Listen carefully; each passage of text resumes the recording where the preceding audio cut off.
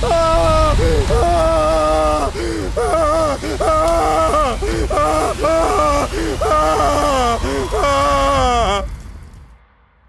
आदाब। मैं Anoop Soni crime petrol सतर्क के ब्लैक हेडलाइंस अध्याय के आज के एपिसोड में आप सबका स्वागत करता हूं। आज एक ऐसा सुलगता हुआ केस आपके सामने है जो अपने आप में एक मिसाल है इंसान के अलग अलग मुखौटों की। पुलिस हमारी सुरक्षा के लिए होती है और अगर हमारे रक्षक के ऊपर ही हमला हो तो ऐसे केस में आम इंसान का बौखला जाना जायज है। एक पुलिस ऑफिसर की बड़ी बेदर्दी से जलाकर निर्मम हत्या कर दी गई थी। मानो कातिल ने पूरे पुलिस डिपार्टमेंट को चैलेंज किया था और इस ब्लैक हेडलाइंस ने न सिर्फ उत्तर प्रदेश पुलिस को बल्कि साथ ही साथ पूरे देश को हिलाकर रख दिया था।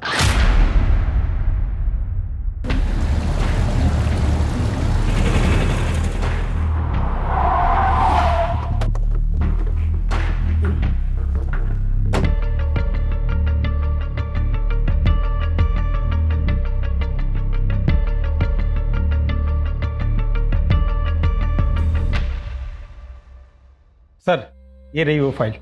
तुम आज रात हमारे घर डिनर कर रही हो। पर अंकल, हमें घर सेटअप करना है। परवर कुछ नहीं, आंटी का ऑर्डर है। यही है राजेश, जिनके बारे में मैंने तुमसे बात की थी। और राजेश, यह गुंजन, मेरी भतीजी, जिसे तुम्हें ट्रेन करना है। Good morning sir. Morning. He is one of the most talented officer. Cadet academy का एक्सेलेंस अवार्ड विनर भी है। और राजेश, तुम्हें मेरी भतीजी को ट्रेन तो करना ही है, लेकिन इसे मेरी भतीजी समझकर छूट देने की कोशिश मत करना। और गुंजन, हमारा मेंटोर बहुत स्ट्रिक्ट है, जरा ध्यान से। अंकल ने आपकी बहुत तारीफ की है। I am really lucky to have you as my mentor. सुबह 7 बजे workout and be on time. Good luck.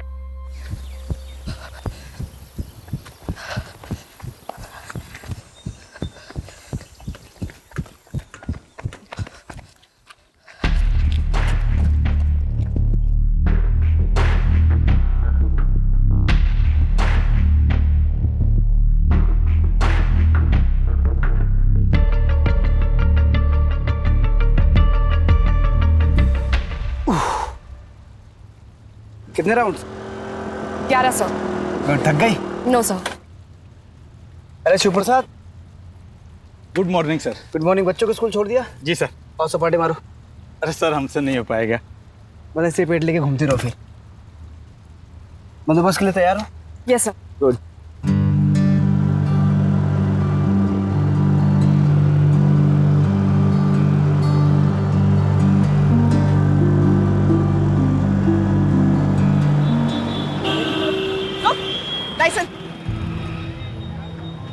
Sir, पहले दिन नाकाबंदी मैडम से नहीं हो पाएगा। देखिए, हार मान जाएंगे। अगर आज ये हार मान गई तो आगे बड़ी ऑफिसर कैसे बनेगी? हेलो, रुको। लाइसेंस। मैडम, लाइसेंस घर पे है, आप भी घर जाओ। क्यों अपनी धूप में त्वचा खराब कर रही हो? त्वचा काली पड़ जाएगी। औरत से बात करने की तमीज सीख ले, वरना तेरे चेहरे का रंग बिगाड़ दूंगा मैं। लाइसेंस दिखा। चल। विदाउट हेलमेट और फैंसी नंबर प्लेट और महिला पुलिसकर्मी से बदतमीजी से पेश आया, मेंशन करके फाइन मारो। Yes sir.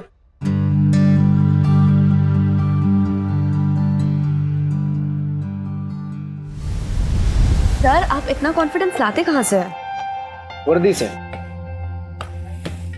बचपन में जब मैं अपने लो ना, खाना लो। बचपन में जब अपने पिताजी के साथ मैं खेत पे जाता था ना, तो हमारे खेत के पहले ना पुलिस चौकी पड़ती थी। तो वहाँ पे पुलिस वालों को देख के ना उनके साथ बनने का जुनून सवार हो गया मुझे। और फाइनली जब वर्दी मिली तो कॉन्फिडेंस भी आ गया। वाओ, बधाइयों से यहाँ तक का सफर। आपके पापा तो आप पे बहुत गर्व करते होंगे। करते हैं। एक्चुअली जब से मेरे डिवोर्स की बात चल रही है तब से वो मुझसे नाराज है। मैं अपने वाइफ से डिवोर्स ले रहा हूँ।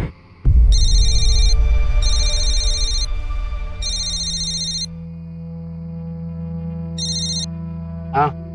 कहाँ तक पहुँचे? कहाँ पहुँचे मतलब? तुमसे तो बात ही करनी बेकार है। सोनू का बर्थडे भी याद नहीं है ना आज तुमको? हेलो हेलो, सॉरी, कुछ अर्जेंसी है, मुझे निकलना पड़ेगा। Okay sir.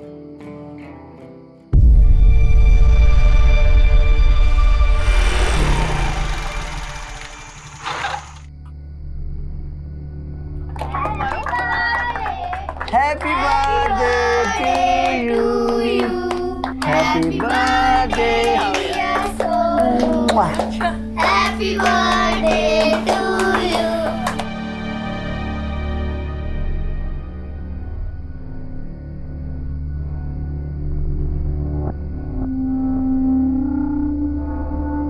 मुझे सुबह जल्दी उठना है।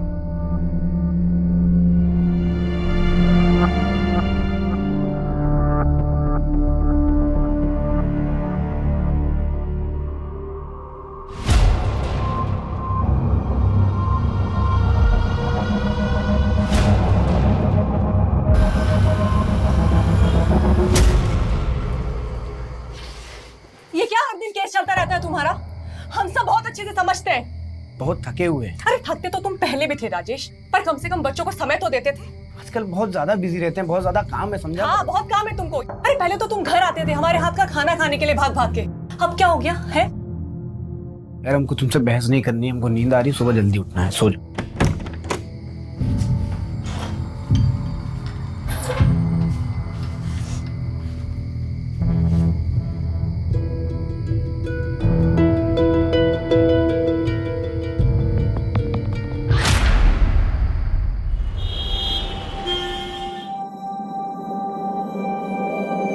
हेलो, हमको मिलना है तुमसे।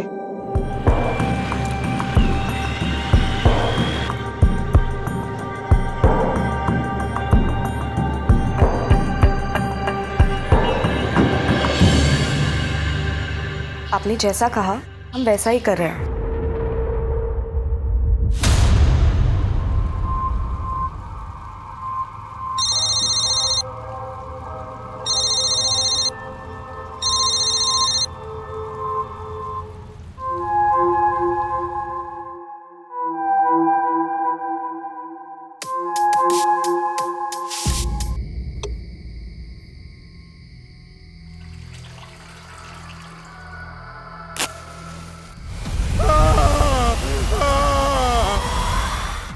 आज के दौर में ये कहना गलत नहीं होगा कि आप किसी भी इंसान को पूरी तरह से नहीं जान सकते हैं।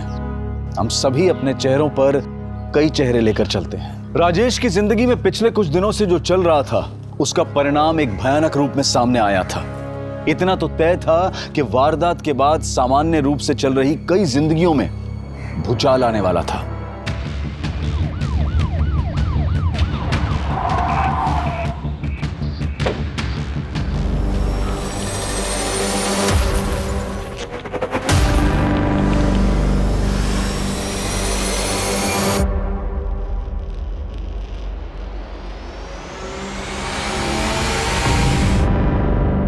ये तो भी जिंदा है। उठाओ उठाओ, जल्दी उठाओ, हॉस्पिटल ले चलो सर।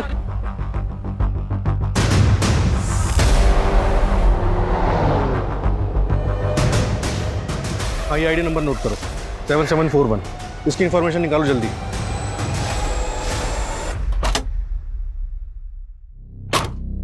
सर विक्टिम ने पुलिस की वर्दी पहनी हुई थी, ये आईडी कार्ड मिला, इसके जरिए हम उसके बारे में पता लगाने की कोशिश कर रहे हैं। सर बॉडी काफी जल चुकी, 90% से भी ज्यादा, काफी क्रिटिकल कंडीशन है।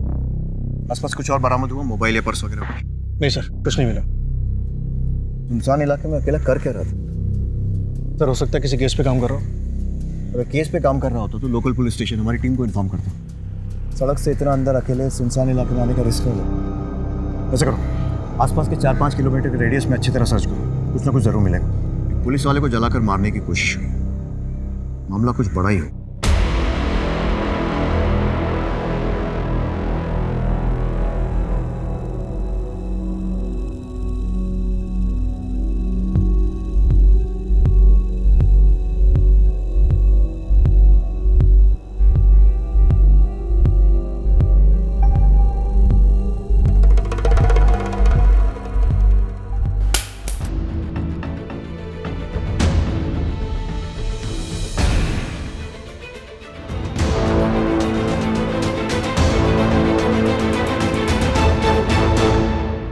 ओके सर, विक्टिम के आईडी कार्ड से पता चला है कि उसका नाम राजेश कुमार है, कुंदीनगर थाने में सब इंस्पेक्टर है। बाकी की डिटेल जानने के लिए थाने के इंस्पेक्टर सुनील त्यागी से बात करनी होगी।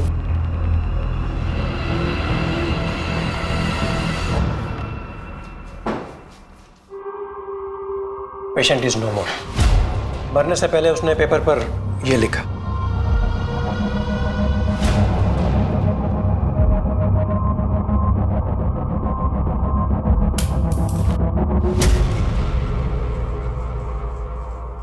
डॉक्टर, हमें बॉडी की ऑटोप्सी रिपोर्ट कितनी जल्दी मिल सकती है?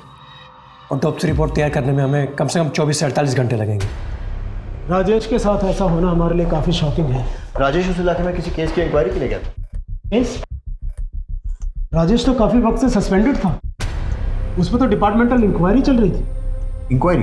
जी एक्चुअली हमारे एक ऑफिसर ने लक्की नाम के एक हिस्ट्री शीटर को गिरफ्तार किया था और उसके पास से 2 पिस्टल बरामद हुई थी। काफ़ी पूछताछ के बाद उसने कबूल किया कि वो पिस्टल उसे राजेश ने दिए थे। राजेश उस वक्त हमारे थाने का आर्म्स इंचार्ज था।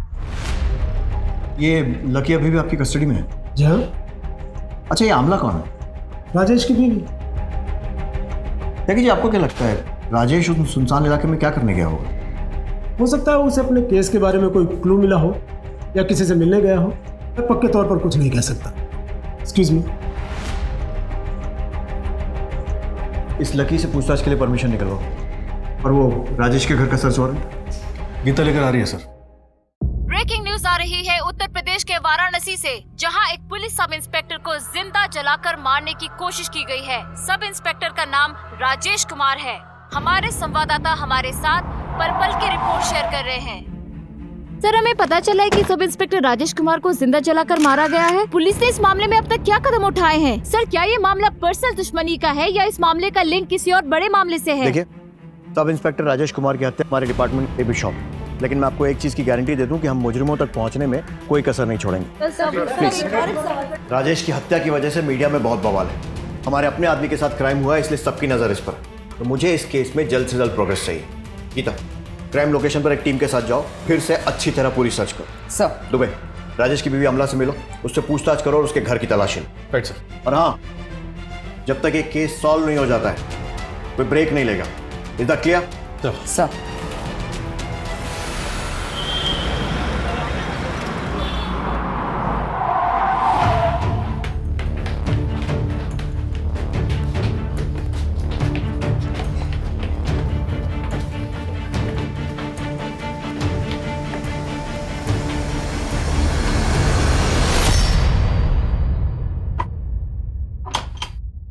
तोड़ दो ताला।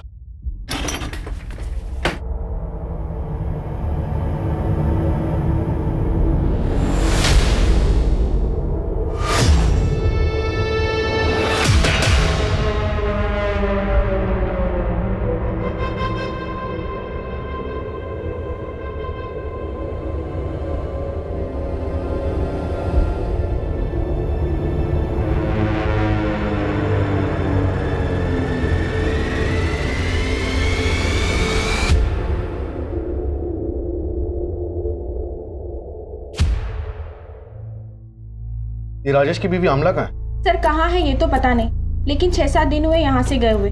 बच्चों के साथ निकलते हुए देखा था। और हाँ सर, हाथ में सूटकेस भी था। बहुत गुस्से में थी।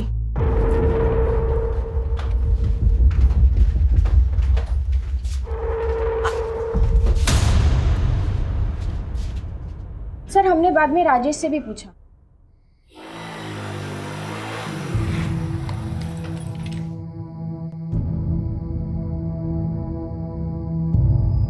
राजेश, आमला कहाँ गई है?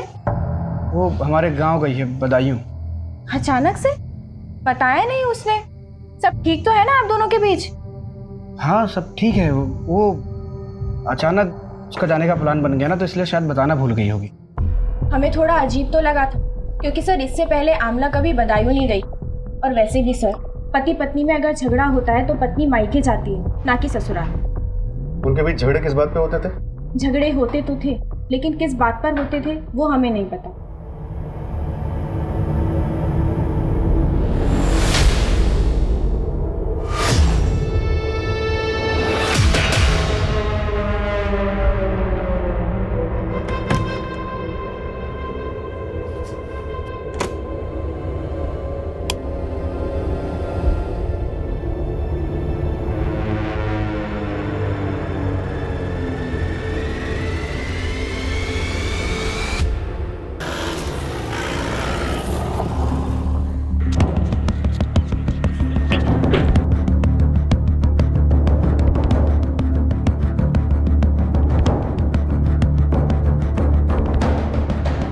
पुलिस टीम ने इस उलझे हुए केस को सुलझाने की कोशिश में दिन रात एक कर दिया था, पर यह मर्डर मिस्ट्री दिन पर दिन उनके लिए उलझती ही जा रही थी।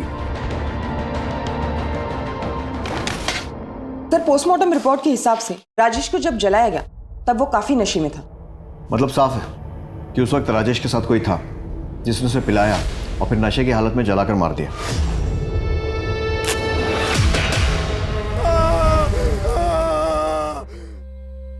क्राइम स्पॉट से कुछ और? नहीं सर, कुछ नहीं मिला। और आमला?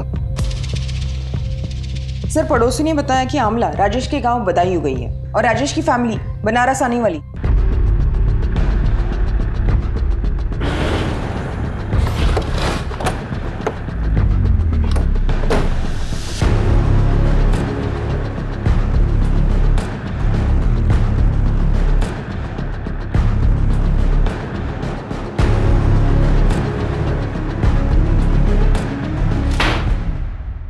डॉक्टर राजेश कुमार को मारने के लिए किसको भेजा? क्या बोल रहे सर आप ये? अरे देख सर, ये एक्टिंग कहीं और जाकर दिखाना। तेरी पूरी हिस्ट्री है हमारे पास, तो सीधे सीधे बता कि तेरे किस आदमी ने राजेश को मारा है। सर वो सब हमें कुछ नहीं पता है, हमें बस इतना पता है कि राजेश ने हमें 2 गन दिए थे और वो सब मैं पहले ही बता चुका हूँ। सोचने का मौका दे रहा हूं, सच सच बता दे, नहीं तो अपने तरीके से उगलवा लेंगे।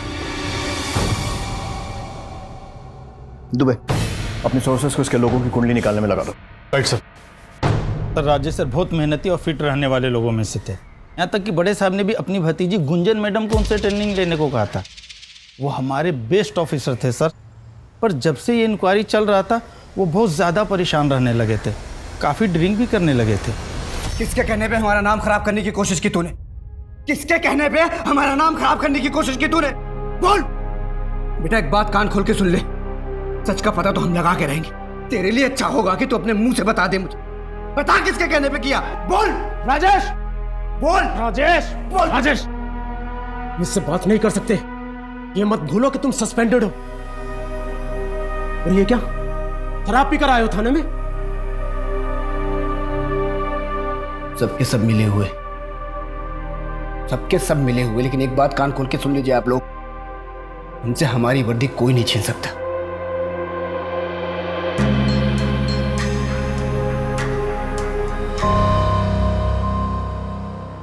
अच्छा, राजेश की थाने में बाकी सब लोगों के साथ कैसी बनती थी? बाकी सब लोग के साथ तो ठीक ही था, पर अजय सर के साथ शुरू से उनका 36 का आंकड़ा था। क्या बकवास कर रहा मेरे बारे में तू? हाँ, क्या बकवास कर रहा तू? कॉलर छोड़ा पहले। क्या बकवास कर रहा है? अकेला क्या पूरे थाने को पता है? सर दोनों में काफी हाथापाई भी हुई थी। राजेश सर बहुत गुस्से में थे, किसी की भी नहीं सुन रहे थे। बात क्या थी वो तो नहीं जानते सर, पर इस लड़ाई के बारे में सभी को पता है। हाँ हुई थी झड़प, लेकिन हमने उसे कुछ गलत नहीं पूछा था। मतलब? थाने में सबको खबर थी कि राजेश सुनील सर के भतीजे गुंजन के साथ कुछ ज्यादा ही समय बिता रहा है। हमने बस वही पूछा था उससे। राजेश और उसकी पत्नी के बीच में झगड़े चल ही रहे थे, एक झगड़े के गवाह तो हम खुद हैं। अरे पहले तो तुम घर आते थे हमारे हाथ का खाना खाने के लिए भाग भाग के, अब क्या हो गया है? और इतना ही नहीं, हमारे कांस्टेबल ने राजेश को सुबह सुबह गुंजन के घर से निकलते हुए भी देखा था। ठीक, ये तो ये राजेश की कहानी। अब अपनी कहानी सुना। राजेश से दुश्मनी की वजह? सर कोई जाति दुश्मनी नहीं थी, एक वर्क प्लेस में 2 कॉम्पिटिटर्स के बीच में जैसा होता है, सिर्फ उतना ही। कॉम्पिटिटर्स? और वो गन्स वाले केस में राजेश का इन्वॉल्वमेंट? उसकी लाइफस्टाइल देख के कोई भी बता देगा कि वो उस मामले में जरूर इन्वॉल्व होगा। उसके खर्चे उसकी कमाई से दुगना थे। आपकी भतीजी गुंजन इस वक्त कहाँ है? उसका एक्सीडेंट हो गया था, इसी वजह से वो लीव पर है अपने होम टाउन लखनऊ में। लेकिन आप गुंजन के बारे में क्यों पूछ रहे हैं? त्यागी जी, हमने सुना है कि गुंजन और राजेश के बीच में काफी नजदीकियां थी। देखिए, राजेश एक शादीशुदा बाल बच्चेदार आदमी था और गुंजन एक पढ़ी लिखी समझदार लड़की है। पहली बात तो ऐसा कुछ हुआ नहीं, और अगर ऐसा कुछ होता भी तो आपको नहीं लगता कि मैंने टैकल कर लिया होता? माफ कीजिए, मेरी कोर्ट में पेशी है, मुझे निकलना हो।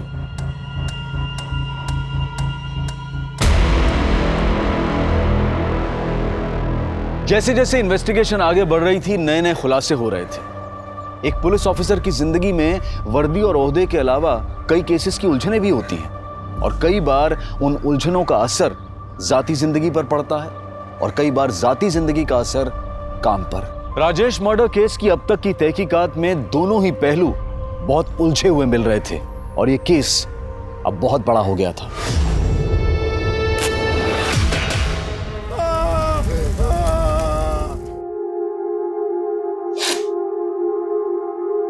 राजेश की पत्नी नहीं है आपके साथ?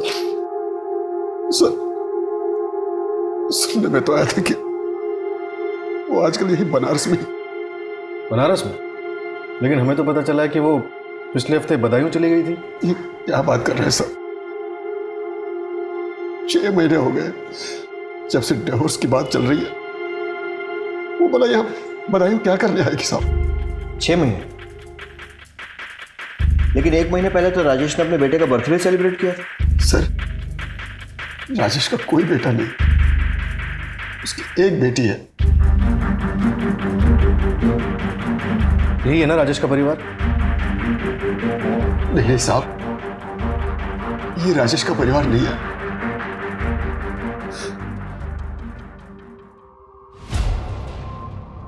ये नीलम है सर।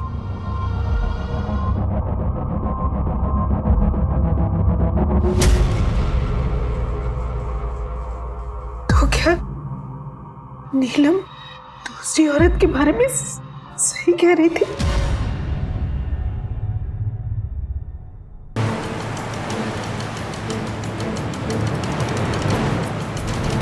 शादी तो बस नाम की थी हमारी।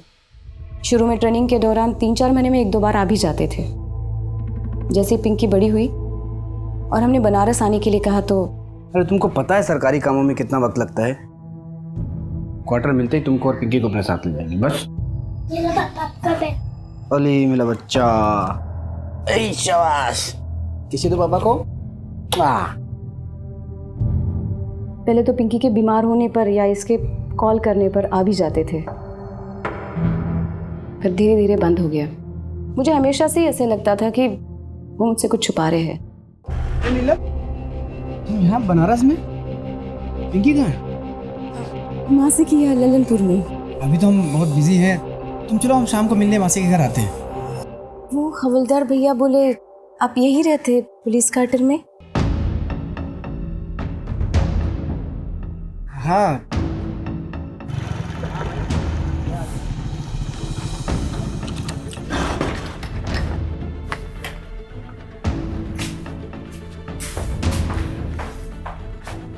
आपने बताया नहीं कि आपको पुलिस क्वार्टर मिला है?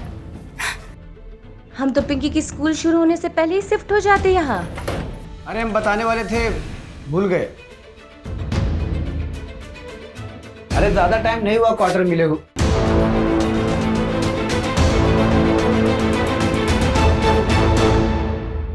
उस दिन हमारा बहुत झगड़ा हुआ, यहाँ तक कि हमने बहुत जिद भी की वहाँ रहने के लिए, पर उन्होंने हमें समझाकर गांव भेज दिया। कुछ दिनों बाद तंग आकर हमने उन्हें जब डिवोर्स की बात की तो वो झट से मान गए। यहाँ तक कि जब हमारे पापा भी उन्हें समझाने के लिए गए, बात करने के लिए गए तो जब राजेश कुछ भी नहीं था तब हमने नीलम का रिश्ता किया था उससे। आज जब राजेश की सरकारी नौकरी लग गई है तो हमारी बेटी को छोड़ देने की बात कर रहा है।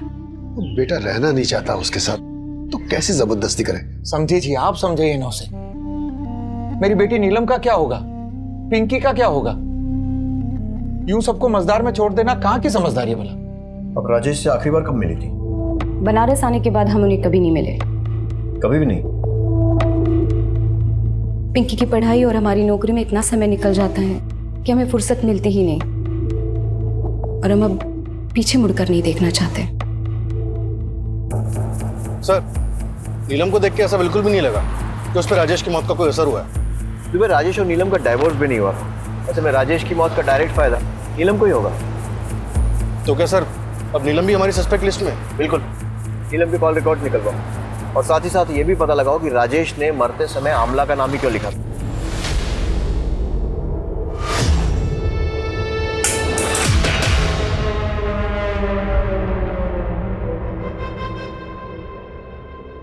कहते हैं कि हर इंसान के कितने मुखौटे होते हैं ये वो खुद भी नहीं जानता। राजेश के कितने मुखौटे थे? अगर नीलम राजेश की पत्नी थी तो फिर अमला कौन थी? अमला का नाम राजेश ने मरने से पहले लिखा था। क्या वो कोई क्लू था, या फिर राजेश को अमला की चिंता थी, या वो अपने कातिल की तरफ इशारा कर रहा था? पुलिस के लिए गुत्थी सुलझने की बजाय हर कदम पर और उलझती जा रही थी। जिस अमला को पुलिस अब तक राजेश की पत्नी मानकर चल रही थी वो कोई और ही थी। पर कौन थी वो और कहां थी? और क्या राजेश की मौत में उसका कोई हाथ था? सवाल कई थे और पुलिस हाथ आती हर इंफॉर्मेशन से तार जोड़ने की कोशिश कर रही थी। सर पता चला आमला राजेश की वाइफ ही नहीं है। क्या? यस सर, इतने दिनों तक राजेश हम सबकी आंखों में धूल झोंकता रहा और पता नहीं कौन कौन सी कहानियां सुनाई थी उसने हम सबको।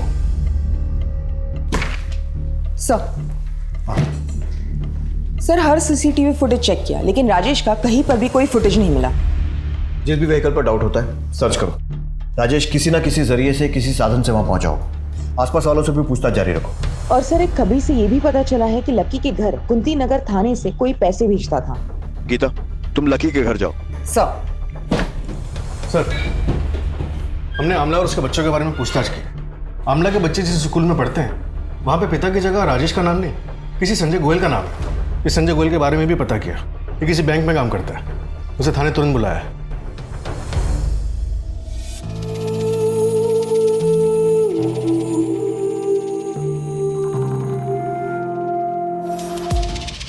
सर हमारा तलाक 2 साल पहले हो गया था। आमला का हमारी माँ के प्रति व्यवहार बिल्कुल अच्छा नहीं था। हमने बहुत कोशिश की बदलने की कि सब कुछ ठीक हो जाए, लेकिन वो नहीं बदली। बहुत जिद्दी है। आमला तुम्हें किसी भी चीज की जरूरत हो, कोई भी हेल्प चाहिए तो मुझे बेझिझक बोलना। झिझक? झिझक कैसी? तलाक के बाद तो ये हमारा हक है। बस तुम पैसे टाइम से भिजवा दिया करना। अम्मा की दवाइयों का बहाना लगा लगा के ना हर बार की तरह कटौती मत करना, वरना हम नहीं फिर कोर्ट बात करेगी तुमसे, समझे? हम अक्सर आमला से और अपने बच्चों से मिलने उसके घर जाते थे और एक दिन मम्मी कहाँ है तुम्हारी? मम्मी अंदर है। अच्छा क्या मजा नहीं आ रहा? मैं भी तो सुनूं। नजदीक बताता ऐसे नहीं आती नजदीक। बहुत दिनों से कुछ गिफ्ट नहीं लेकर आए।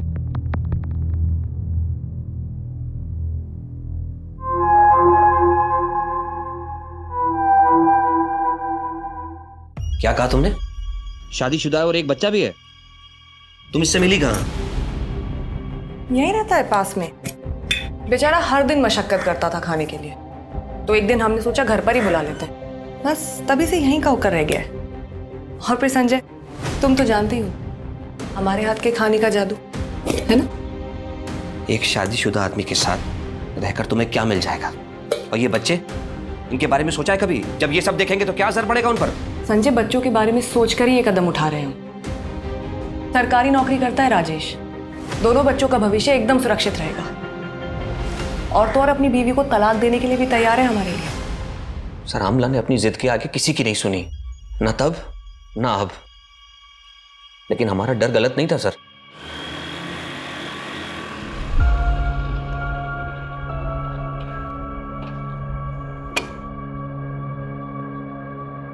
क्या हुआ आमला?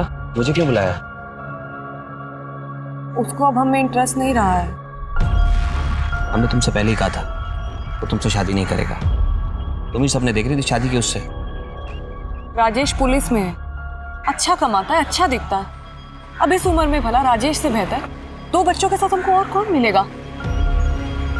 हम नहीं थे तुम्हारे पास? राजेश ने हमारे लिए अपने बीवी बच्चों को छोड़ दिया और तुमने अपनी माँ के लिए हमें ही छोड़ दिया। हम बच्चों के स्कूल की फीस भी भरनी है। हमको तो समझ ही नहीं आ रहा है कि हम इतना सारा खर्चा अकेले कैसे उठाएंगे। चिंता नहीं करनी, हम कल ही तुम्हारे अकाउंट में पैसे भिजवा देंगे। आमला से आखिरी बार कब मिले थे? सर मिले तो नहीं, लेकिन कुछ दिन पहले उसका फोन आया था। किसी प्रॉपर्टी डीलर का नंबर मांग रही थी। हमने वो नंबर फॉरवर्ड कर दिया और तब से लेके अब तक हमारी कोई मुलाकात नहीं हुई उससे। हमें उस प्रॉपर्टी डीलर की डिटेल्स चाहिए। जी। नंबर बोलो। दुबे, इस प्रॉपर्टी डीलर से बात करो। मैं गुंजन से पूछताछ के लिए निकलता हूँ। Right sir.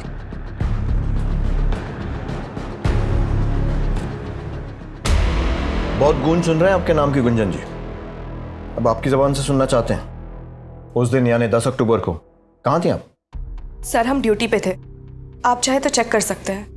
लोग राजेश और आपके बारे में क्या क्या बातें कर रहे हैं ये तो आपको मालूम ही होगा, तो डिटेल में शुरू से बताइए। हमारा राजेश सर के मर्डर के केस के साथ कोई लेना देना नहीं है।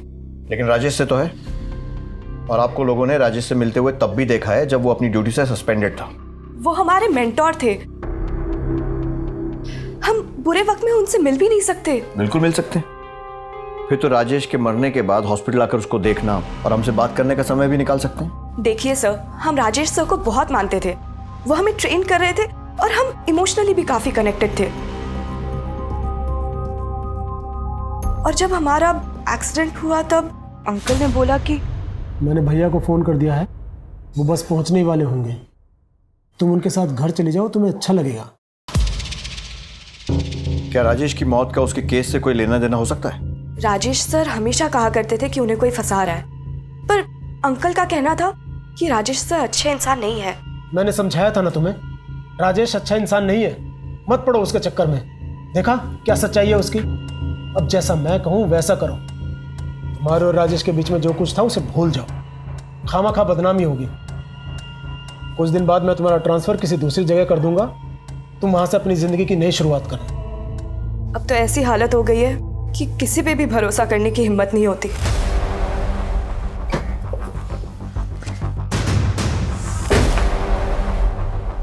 इन्हें पहचानते हो?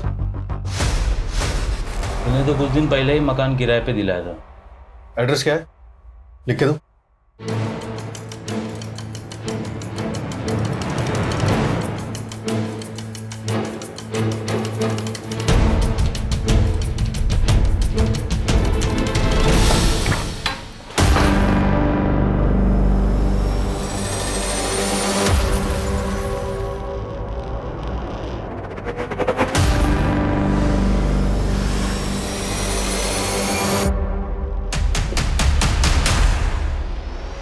फॉरेंसिक को बुलाओ जल्दी।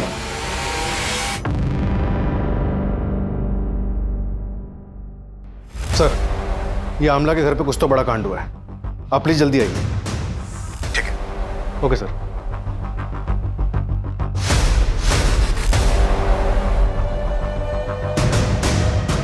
अक्टूबर की रात को क्या आपने इस आदमी को यहाँ आते जाते देखा? वैसे तो देर शाम कोई आता जाता नहीं, लेकिन हाँ, जब हम घर को वापस जा रहे थे तो हमने देखा कि स्कूटर पर दो लोग आए थे और अंधेरे में जा रहे थे। आप और कुछ बता सकते हैं उन लोगों के बारे में या फिर उस स्कूटर के बारे में? नहीं मैडम जी, क्या अंधेरा बहुत था और साफ सुथरा दिखाई नहीं पड़ रहा था, लेकिन हाँ, हम ये जरूर कहेंगे कि हमने स्कूटर का कलर सफेद देखा था। सर, आमला ने राजेश को यहाँ जख्मी किया और उसके बाद उसकी बॉडी को जला दिया। पोस्टमार्टम में किसी भी जख्म का जिक्र नहीं है, लेकिन एक क्राइम सीन देखकर लगता है कि अकेले आमला का काम तो नहीं हो सकता। जरूर कोई ना कोई था जो उसकी मदद कर रहा था।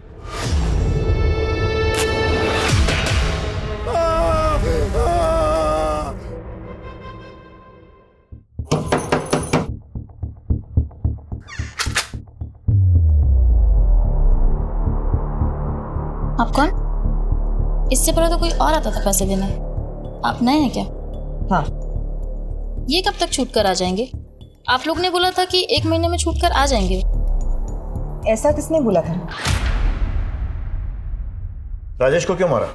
क्योंकि उसे पता चल गया था कि तुम उसे झूठे केस में फंसा रहे हो। हमने किसी को नहीं मारा और ना ही हमने किसी को झूठे केस में फंसाया है। लेकिन पैसे तो तुम ही भेजते थे ना लकी के घर। हाँ सर, लेकिन वो तो हम सुनील सर के कहने पर करते थे और ये सब मैं सिर्फ प्रमोशन पाने के लिए करता था। आपके पास क्या प्रूफ है कि मैंने ये किया? त्यागी जी, अजय अपनी नौकरी बचाने के लिए आपके खिलाफ सारे सबूत देने को तैयार हो गया, तो आप भी टाइम वेस्ट किए बिना खुल के बता दीजिए सच क्या है। जी करता है यूं ही तुम्हारे सामने खड़ी रहूं, लेकिन बाय, कल मिलते हैं।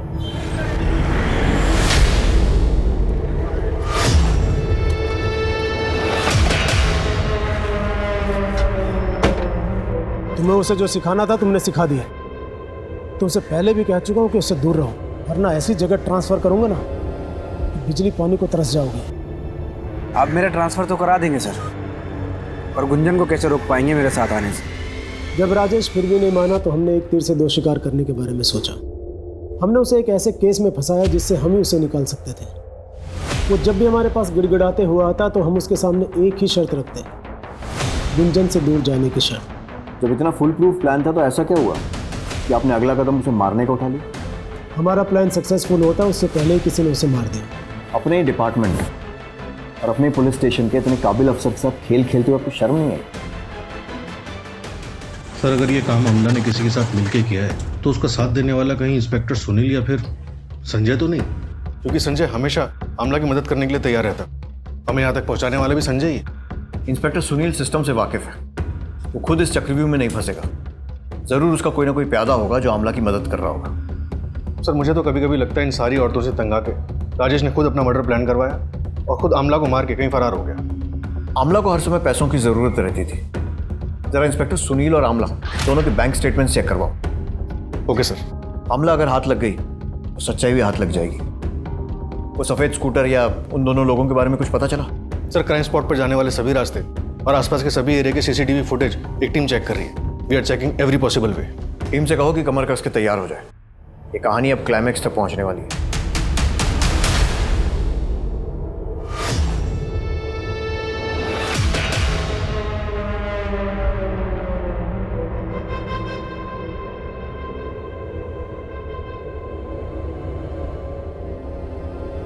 बहू, बच्ची को लेकर तुम घर आ जाओ। घर? कौन सा घर? हमने तो काफी पहले ही छोड़कर आ जाना चाहिए था।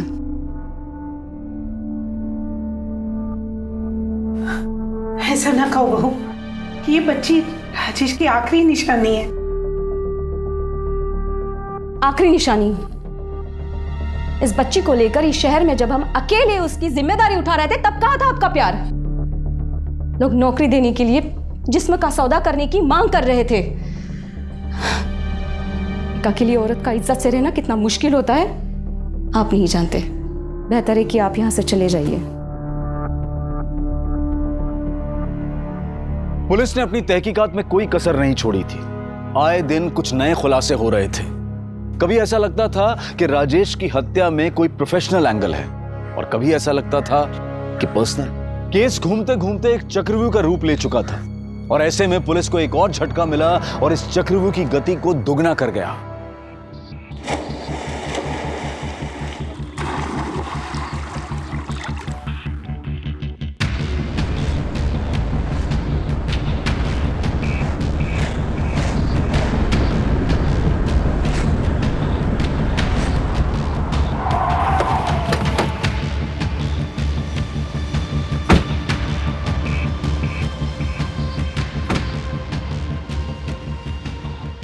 हमें सूटकेस में क्लैश के होने की खबर मिली थी। आपने जो अपने थाने से एक फोटो भेजा था उसका चेहरा इससे मिल रहा है।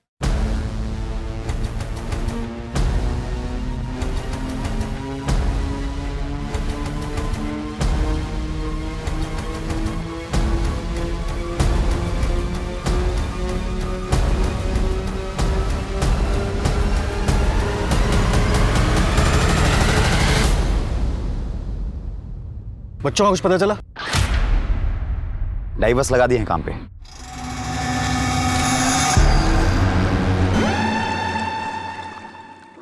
दुबे इस केस ने तो सीधा यू टर्न ले लिया।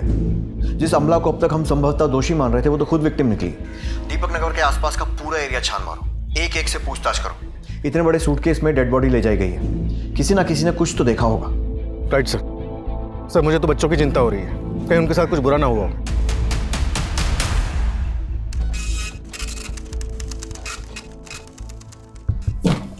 सर हमने आमला, नीलम और राजेश तीनों के पिछले कई हफ्तों के फोन लोकेशन मैच किए। सरप्राइजिंगली तीनों की लोकेशन कई बार एक ही जगह दिखा रहा है। दुबे अब तक की कहानी हमें जिस दिशा में ले जा रही है, इन तीनों का इंटेंशनली एक साथ होना तो इम्पॉसिबल ही। जरूर नीलम ही आमला और राजेश का पीछा करती थी। लेकिन सर पिछले कुछ दिनों से नीलम की लोकेशन अलग दिखा रहा है। हो सकता है उसने अपना फोन बदल लिया हो या फिर ये सब मर्डर के पहले की तैयारी हो। सर डीएनए रिपोर्ट के मुताबिक घर में आमला के ब्लड के अलावा राजेश का ब्लड भी था। दोनों का? लेकिन फिर कातिल ने इतनी अलग अलग तरीके से दोनों को ठिकाने क्यों लगाया? सर दोनों को मारने का मोटिव गुंजन और नीलम के पास ही हो सकता है। गुंजन को आमला के बारे में पता चल गया हो और उसने दोनों को मार दिया। तो फिर आमला के बच्चे कहाँ हैं? ये भी हो सकता है कि संजय ने बच्चों को पाने के लिए आमला को मारा और जब बीच बचाव के लिए राजेश आया तो उसे भी मारना पड़ा। लेकिन सर उस प्रॉपर्टी डीलर का एड्रेस हमें संजय नहीं दिया था। सर मिले तो नहीं, लेकिन कुछ दिन पहले उसका फ़ोन आया था। किसी प्रॉपर्टी डीलर का नंबर मांग रही थी।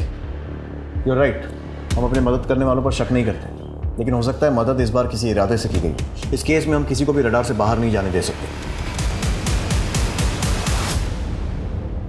साहब इसमें हमारी कोई गलती नहीं है। जितना पूछा है उतना बता। हमें पता चला है कि सूटकेस तेरे सामने फेंका गया था। हाँ पर वो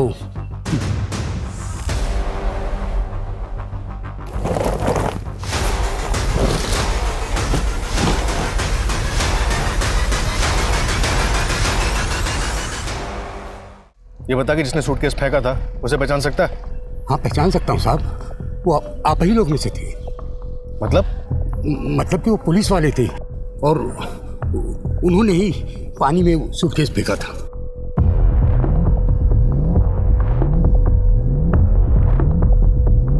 ये था? नहीं। ये? नहीं, ये भी नहीं। ये? यही था साहब, यही था। क्या हुआ साहब? ये नया सूटकेस पानी में कहाँ फेंक दिए?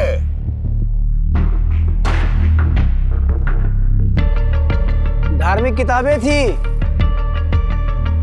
दीमक लग गई थी तो सोचे रोड पे फेंके तो पाप चढ़ेगा ना, इसलिए पानी में फेंक दिए। राजेश ने आमला को मारा तो फिर राजेश को किसने मारा होगा? चल क्या रहा है ये? सर, पोस्टमार्टम रिपोर्ट से साबित होता है कि राजेश की मौत आमला की मौत के 5-6 घंटे के बाद हुई थी। सर एक सीसीटीवी फुटेज में हमें उस व्हाइट स्कूटर पर 2 लोग दिखाई दिए, लेकिन वो फुटेज इतनी क्लियर नहीं है। सर ये देखिए, फिर हमें ये एमके रोड का फुटेज मिला है जिसमें इस व्हाइट स्कूटर का नंबर साफ दिखाई दे रहा है और जिसके नाम पर रजिस्टर्ड है उसका पता चल गया है। तुम्हारे मोबाइल की लोकेशन उसी जगह मिली है या राजेश जली हुई हालत में मिला था? तो भलाई इसी में है, सीधे सीधे सब कुछ बताओ।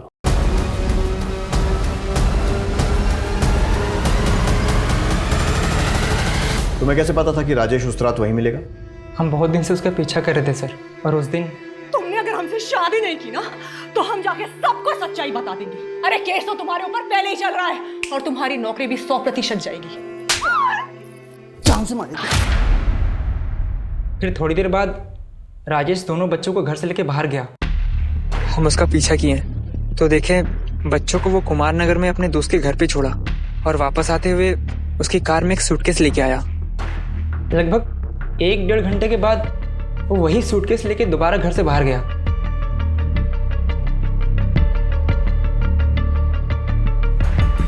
हमको कुछ गड़बड़ लगा सर, इसलिए हम अपना दोस्त को फोन करके बुला लिए। उसके बाद हम दोनों राजेश की गाड़ी का पीछा करने लगे।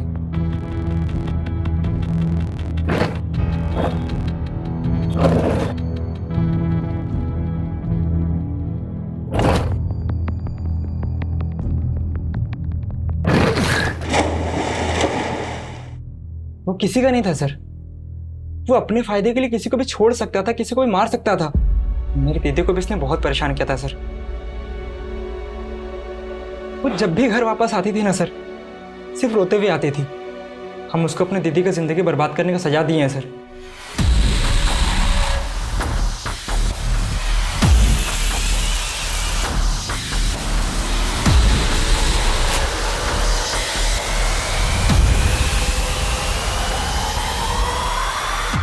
और ये सोचे हो कि सजा देने के चक्कर में तुमने खुद को कितनी बड़ी सजा दी है, और उससे भी बड़ी सजा दी है अपने परिवार को।